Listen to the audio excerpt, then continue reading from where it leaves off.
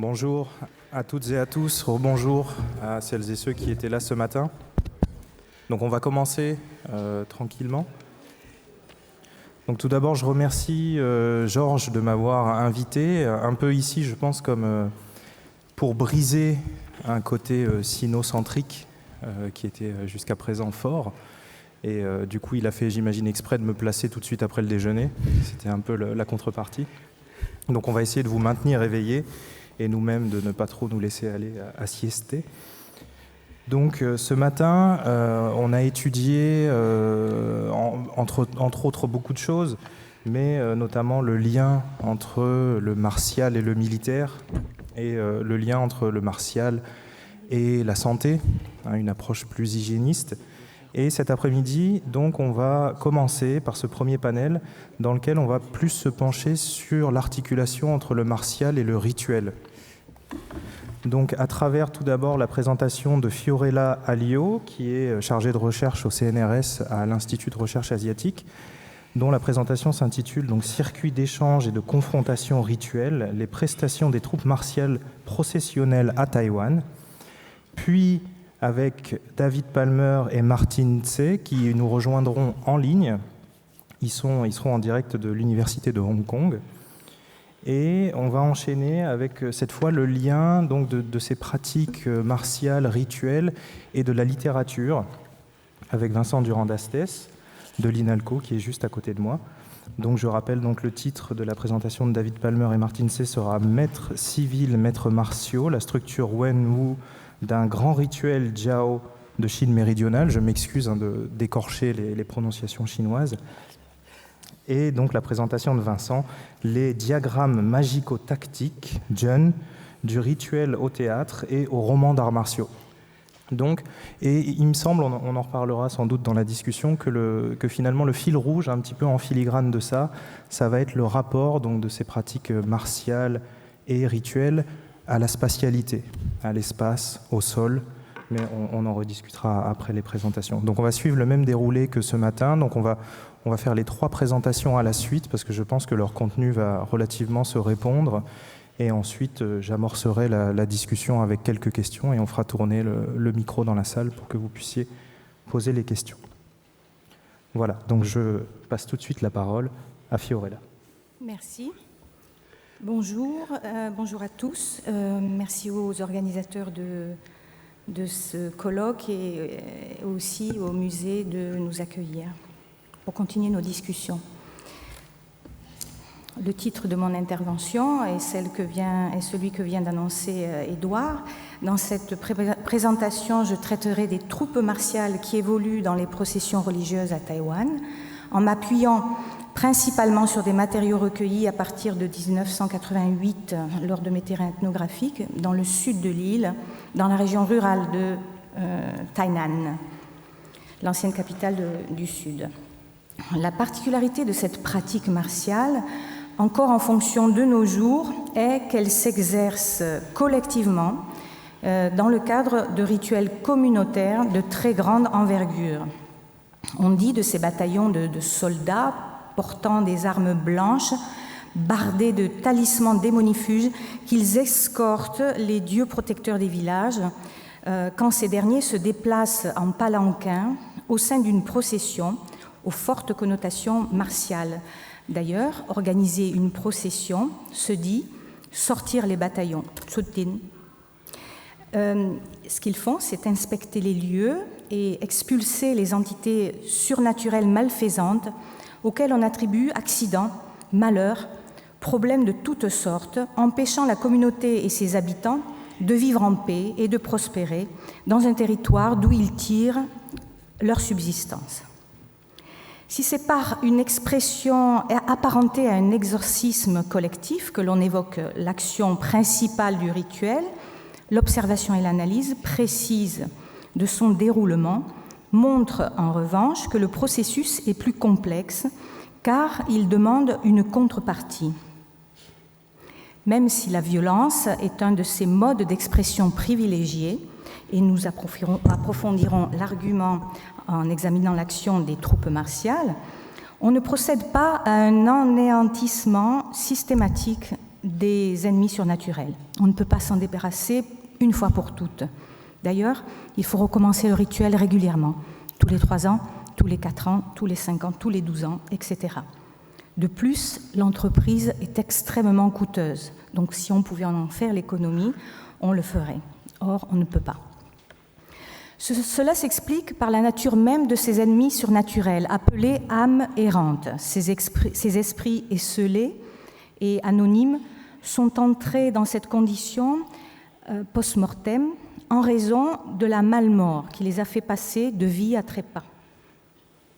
À la différence des morts de mort naturelle, qui, eux, peuvent devenir ancêtres et bénéficier d'offrandes régulières de la part du groupe domestique ou des lignages, c'est en revanche la collectivité tout entière qui doit prendre en charge les âmes errantes et tenter de les apaiser. Condamnées à l'errance, on les conçoit comme étant aigries, violentes, vengeresses et dans le besoin perpétuel. Dans le type de rituel communautaire que j'évoquerai ici, les âmes errantes sont expressément convoquées. On les fait venir exprès à la fête afin qu'elles bénéficient d'offrandes matérielles et immatérielles. Malheureusement, je n'aurai pas le temps de développer ici beaucoup cet aspect d'offrandes immatérielles qu'on leur réserve dans une économie de dons et contre-dons.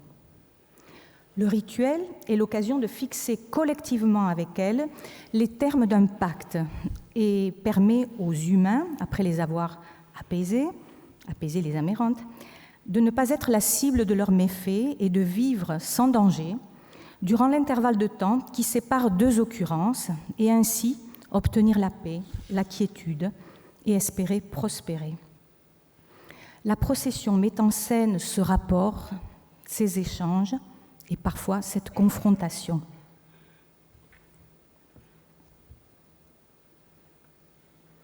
C'est un petit aparté, une petite parenthèse, puisque nous sommes au musée du Quai Branly Jacques Chirac et qu'il y a une exposition qui se déroule actuellement. Ce que je vous montre là, en fait, ce sont des montages qui sont faits par des locaux qui s'inspirent aussi de tout un imaginaire pictural qu'on trouve y compris dans les films, les affiches, etc., mais qui ont pour acteurs principaux justement des joueurs dans ces troupes martiales qui sont connus localement et qui sont ici mises en scène de façon, en fait, on reconnaît un peu ce genre de design et d'attitude, enfin de gestuelle. Et ce qui est intéressant aussi, c'est que ces pratiques sont tout à fait, sont développées à très grande échelle et que ça a développé une culture locale vraiment pour la pratique de ces arts martiaux collectifs. Et que même des dojos, l'équivalent de dojo, des guan, dans cette localité, l'arrière-péri de Tainan, sont dédiés à la formation de pratiquants qui vont ensuite intervenir dans les villages.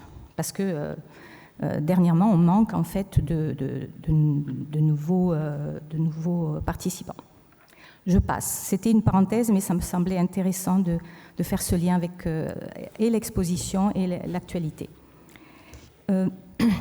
Voilà à quoi ressemblent les processions qu'on voit à Taïwan. On voit ici un cortège. La célébration dont je parle est un rituel processionnel intercommunautaire de portée territoriale, où l'on circule selon un itinéraire précis durant un temps compté à l'intérieur d'un espace constitué de villages en situation de contiguïté. Le cortège doit se rendre chez tous ceux qui participent au défilé, avec pour point névralgique les temples, point de liaison entre le microcosme villageois, l'au-delà et le macrocosme. Dans cette entreprise, tout le monde doit se montrer solidaire pour protéger un lieu de vie commun. Ainsi, dépeint à grands traits le contexte religieux dans lequel les troupes martiales opèrent, je continuerai par un examen plus approfondi de leurs performances qui, on l'aura compris, assument une fonction socio-religieuse situées à plusieurs niveaux d'action, tangibles et intangibles, directs et indirects. Les troupes martiales ne sont pas le seul genre de troupes processionnelles à intervenir dans ces rituels.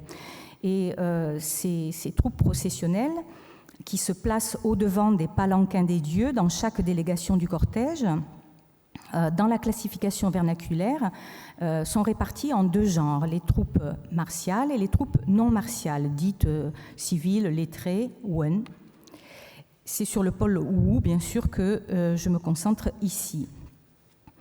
Les jeux processionnels, en général, sont présentés comme étant des offrandes aux dieux, mais le ravissement des dieux n'est pas leur seule raison d'être. On attend de leur performance, de ce qu'elles mettent en branle, à commencer par le corps physique des performeurs, leur force et leur énergie, une efficacité symbolique. L'acte de jouer, indissociable de l'investissement physique du corps, et dans le cas présent de son énergie vitale, allant souvent jusqu'à l'épuisement, cette portion soustraite à l'énergie du corps qu'il faudra reconstituer par la suite, j'y attache une très grande importance dans cette analyse, peut également, et même en première instance, être compris comme un acte religieux, une offrande, ou plutôt, selon mon interprétation, un don symbolique de type sacrificiel. Ça, il y a moins d'écho. Pour permettre la vie et une existence sans danger, seule condition à la bonne marche des choses, dont celle de produire la subsistance dans un environnement maîtrisé, puis dans le meilleur cas de prospérer, c'est la force de vie incarnée dans le corps des participants qui est momentanément partagée avec les amirantes qui, elles, en manquent cruellement et cherchent par tous les moyens à s'en procurer. Les troupes Wu portent, j'ai oublié de faire défiler quelques images pour vous montrer donc la composition de ces cortèges processionnels. On voit là une troupe Wu donc, qui fait face à un comité d'accueil qui est au-devant d'un palanquin. Et ici, des composants très importants de la procession, en arrière-plan un temple et au premier plan un palanquin qui lui aussi est construit à l'image du temple. Et entre les deux, vous voyez une troupe de dos qui est en train, une troupe martiale qui est en train de faire un salut rituel lorsqu'il parvient sur le parvis des temples.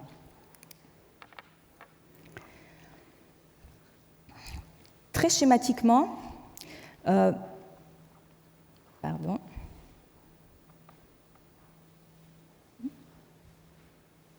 Ah, ça ne revient pas en arrière, pardon. Ah, d'accord. Non, si.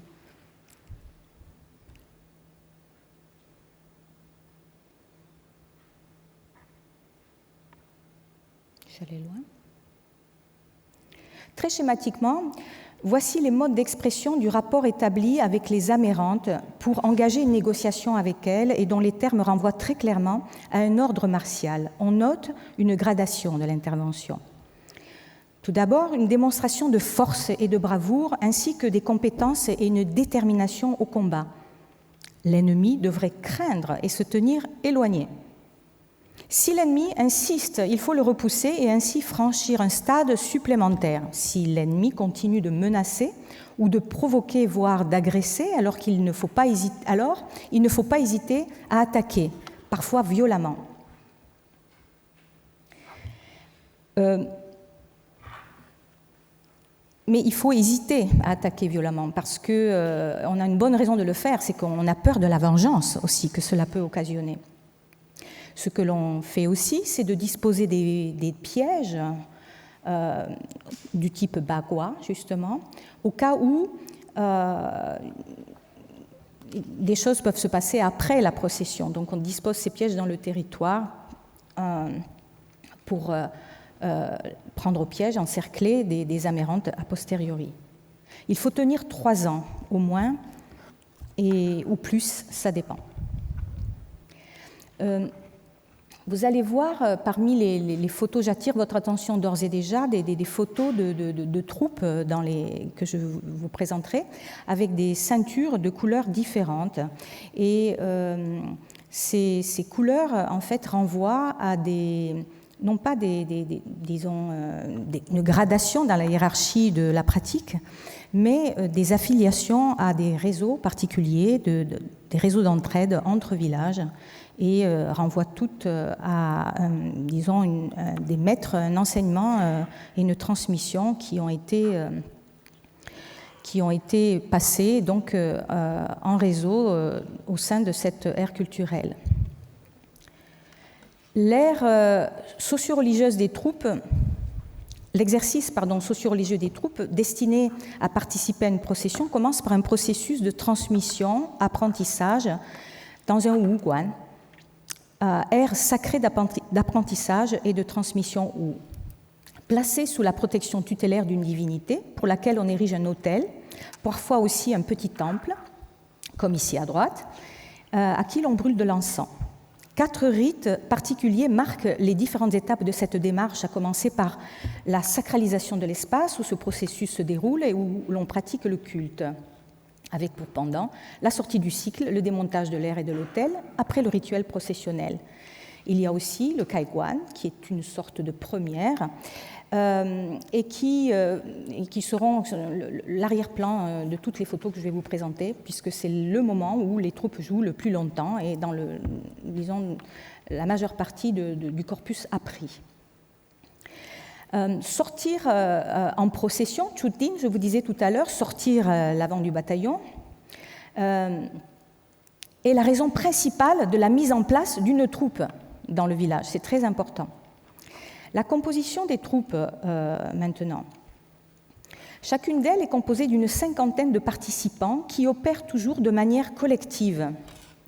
Le corps des soldats, proprement dit, atteint le nombre de 36, auquel il faut ajouter les maîtres, les leaders, les meneurs de jeu, le porteur de drapeau et celui des 2 haches, le porteur des 2 haches.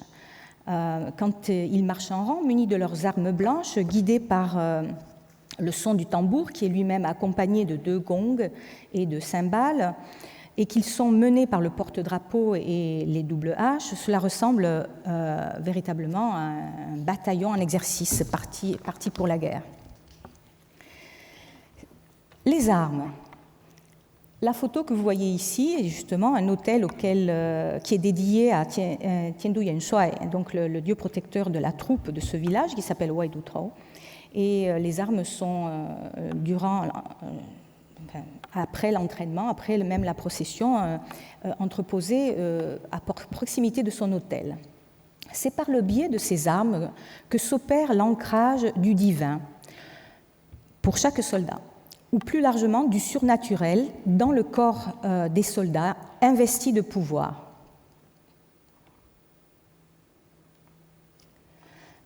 Ici, je présentais une liste des armes. Il y a une variété d'armes, j'aurai peut-être le temps d'évoquer ça plus tard. Vous en avez quelques-unes dans l'exposition que j'ai retrouvée hier soir. Et ce qu'on voit ici, c'est l'invocation, justement. Toute performance débute par ce rassemblement conique des armes. Et on voit bien que c'est un moment très important. Les soldats, on identifie les soldats qui participent en fonction justement de ces armes, pas par leur nom. Ils sont au service en quelque sorte de la troupe, de l'arme et du soldat qu'ils représentent.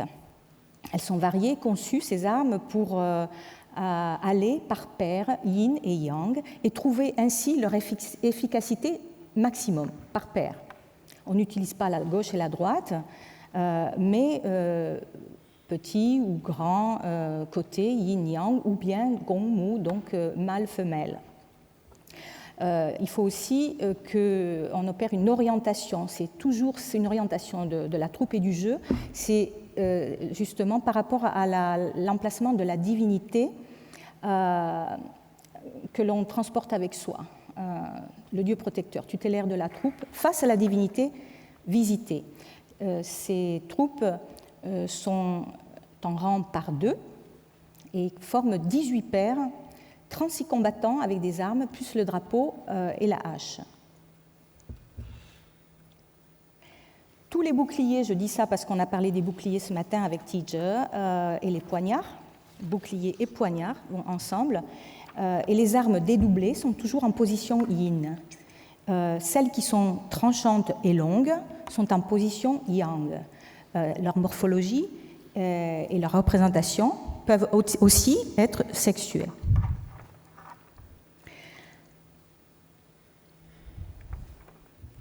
Tous les objets utilisés pour le rituel, y compris les instruments percussifs, ainsi que les corps, portent des talismans censés les protéger.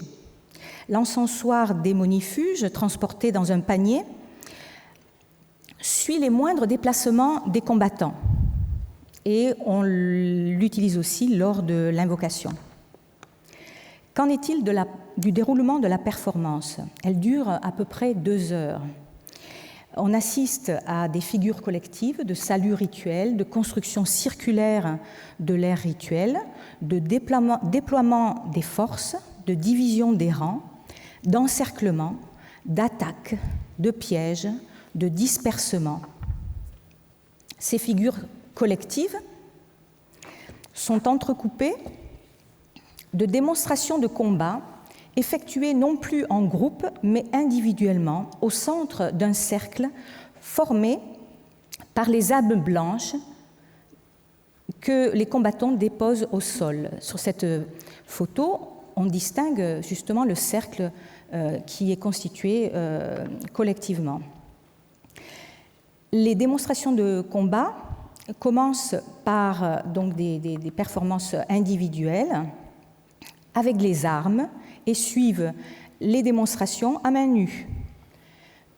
Ces démonstrations se déroulent d'abord en solo, en enchaînant l'une après l'autre le passage des participants face à des ennemis invisibles, puis en duo face à un adversaire simulé.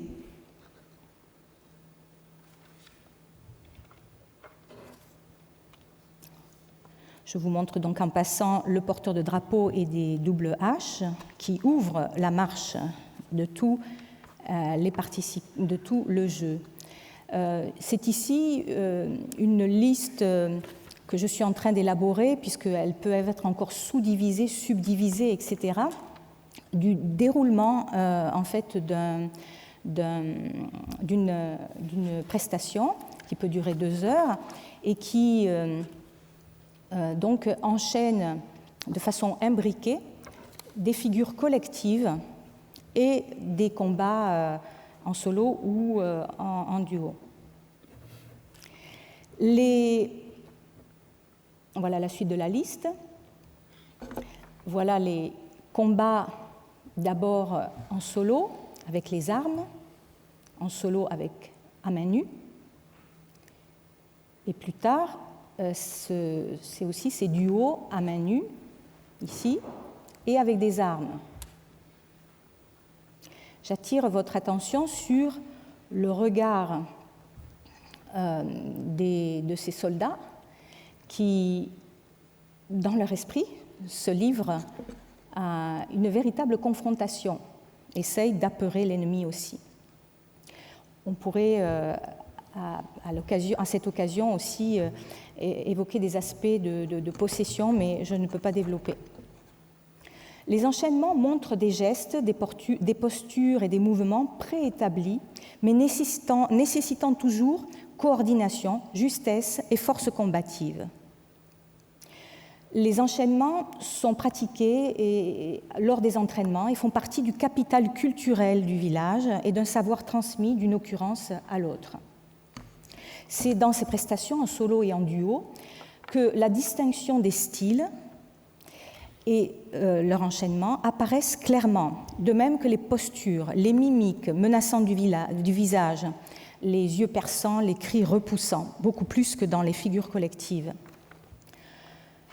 On note que les combats au corps à corps face à un ennemi invisible d'abord et un ennemi simulé ensuite sont aussi opérants et porteurs d'efficacité dans la lutte figurée ou réelle contre les ennemis surnaturels et malfaisants de la communauté que les figures collectives plus explicites quant à elles, quant à leur pouvoir démonifuge expulsif. Ces figures collectives que j'évoquerai en passant, à vrai dire, pas dans le détail, sont désignés par des noms qui se rapportent à un dispositif final, comme ici Wu Gong Zhen, la figure collective du scolopendre, ou bien Pa Gua Zhen, vous aurez une photo tout à l'heure, qui forme donc un bagua et qui est aussi un piège comme une toile d'araignée. Ces figures collectives, même si on les désigne ainsi, ou Gongzhen, Pa Gua Zhen, ces noms se rapportent au dispositif final, c'est-à-dire qu'on désigne le résultat, mais leurs sections comprennent aussi des étapes successives jusqu'au résultat, une construction cinétique progressive, ainsi qu'une orientation et une purification de l'air. Le Gongzhen, je vais vous le montrer sous différentes formes, et je vais arriver à la conclusion très vite, puisque j'ai presque épuisé mon temps, n'est-ce pas, Edouard? Voilà le Wu Gongzhen formé en 2 rangs. La figure finale à droite, le résultat final, et à gauche, vous avez le scolopendre, qui est une des 5 bestioles venimeuses et qui est aussi, disons de façon symbolique, mais aussi très réelle, dans la médecine populaire, utilisée selon un procédé qui se nomme Idu Gongdu. Ça doit dire quelque chose à Catherine, parce que la première fois que j'en ai entendu parler, c'était justement dans son cours, et Catherine Despeux. Et c'est un procédé qui, dans la croyance, s'organise de la manière suivante, c'est qu'il y a 5 bestioles venimeuses qui s'affrontent, le scolopendre, le crapaud, le serpent, le scorpion et le lézard, tous venimeux, et qu'une fois mis en confrontation, se livrent à un combat, et c'est le plus venimeux qui va remporter, très souvent le scolopendre. Le scolopendre est aussi très important dans ce type de procession. Dans les processions de Tainan, on met en scène un scolopendre qui était un rite exorciste. Et là aussi, c'est intéressant de voir comment une bestiole peut être au service de la communauté, ou plutôt épauler la communauté avec ses propres pouvoirs. Et je renvoie aussi à la discussion de ce matin entre le monde animal et le monde humain. À droite, vous avez en fait le scolopendre qui est constitué par donc des segments de tréteaux que l'on met les uns à la suite des autres, avec des enfants dessus. J'avais écrit un petit article sur le rôle religieux du scolopendre. Donc, pour dire qu'il y a une continuité, bien sûr, de la représentation, de l'imaginaire autour du scolopendre, et dans ces jeux processionnels qui s'incarnent soit à la manière ou bien ici, c'est une troupe qui, par exemple, est rangée dans la catégorie des troupes Wen. Voilà une des étapes du dispositif Bagua, et on voit donc que les soldats se disposent de telle manière, et c'est tout un enchaînement, n'est-ce pas, à mettre en forme, mais aussi animer ce Bagua, que l'on voit ici dans la région de Tainan. C'est surtout le Fuxi Xianqian Bagua qui est représenté à droite, et on voit disposé ici. C'est une photo que j'ai tirée d'un ouvrage d'un très cher ami à moi qui, en fait, étudie étudier cette troupe en particulier parce que non seulement elle dessine un bagua, mais au centre de ce bagua, les 4 participants vont tour à tour se positionner pour former et figurer avec leur corps le Tahiti. Ce soubassement religieux nous aide à saisir différents aspects des arts martiaux tels qu'on les connaît mieux, la façon dont on les connaît le mieux en Occident, comme des combats figurés, mais bien réels dans la croyance locale, la prégnance des figures et des enchaînements préétablis, figurés, qui ont peut-être permis à une stylisation d'émerger. C'est une hypothèse. La concomitance des combats aussi avec armes et les combats à main nue, avec prédominance pour les armes. Au niveau du sens symbolique, immédiat pour l'exorcisme et sur le plan religieux, le lien aussi avec le champ militaire et la guerre.